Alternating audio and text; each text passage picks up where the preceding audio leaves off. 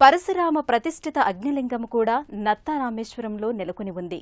మాతృహత్య, క్షత్రియ హత్య దోషాన్ని నివారించుకోవటానికి పరశురాముడు గోస్తని నదీ తీరములో తపమాచరించాడని పురాణోక్తి.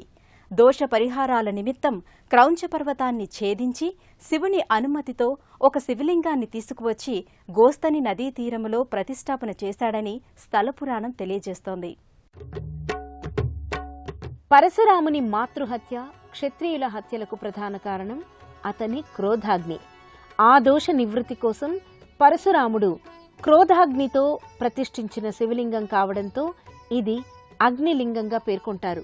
అందుకే ఈ లింగం ఎప్పుడూ జలస్థాపితమై ఉంటుంది.